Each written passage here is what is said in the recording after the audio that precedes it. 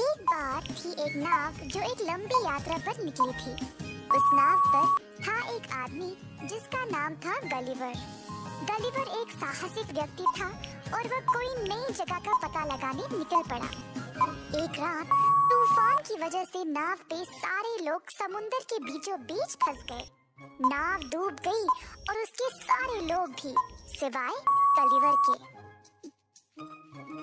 Gulliver ने अपनी जान जैसे तैसे बचाकर समुद्र तट तक तैरते हुए चला गया। भूखा प्यासा और थका हुआ गलिवर ने खुद को रेत पर घसीटा और बेहोश गिर पड़ा। दिन भर गलिवर बेहोश ही रहा और जब वह अंत में जागा तो उस पे तेज धूप झटक रहा था। उसने हिलने की कोशिश की पर हो नहीं पाया। अपने आप को उठाने की कोशिश की पर हो ही नहीं पाया। उसके बाल, हाथ, पैर और शरीर जमीन से बांधे हुए थे। जैसे तैसे करके उसने अपने सर को धीरे से उठाया तो उसने छोटे छोटे इंसानों को इधर से उधर भागते हुए देखा। किसी ने उसकी सीढ़ी लगाई हुई थी उसके ऊपर चढ़ने के लिए।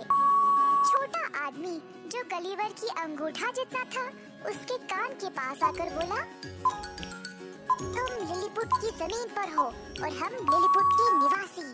हम तुम्हें महाराजा के पास ले जा रहे हैं। चुपचाप चलना, नहीं तो हमें मजबूरन तुम पे गोली चलानी पड़ेगी। गलिवर ये सुनकर हैरान रह गया और उसको इस धमकी से हंसी भी आई, पर उसने चुप करके मान लिया। एक बड़ा लकड़ी का संरचना लाया गया और गलिवर को काफी संघर्ष के बाद उसको उस पे डाल दिया गया। सारे लिलीपुट्स उस संरचना को खींचकर ले गए।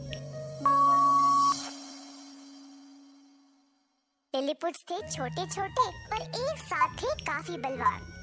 और जब गलिवर महल के अंदर प्रवेश हुआ तो वहाँ सारी इमारतें देखकर हैरान रह गया। सब कुछ इतना अच्छे से खड़ा किया गया था। लिलीपुट्स के शहर में कोई जश्न का समय था तो सब कुछ सजा सवर के था। ये सब देखकर गलिवर आश्चर्यचकित रह गया। महाराज महल के द्वार पर आया गलिवर का स्वागत करने। जीवन में गलिवर ने कभी भी इतना छोटा सा महाराज नहीं देखा था जिसने इतने बेहतरीन कपड़े और रत्न भरा ताज पहना हुआ था। तुम तो काफी अनोखे हो। अगर यहाँ रहोगे तो हम सबके बहुत काम आओगे। मैं जरूर आपकी मदद करूँगा, पर एक शर्त है। पहले आपको मुझे खुला छोड़ना पड़ेगा। मुझे तुम्हारी बात पर यकीन है। इस महाकाय आदमी को खोल दो। गलिवर को आजाद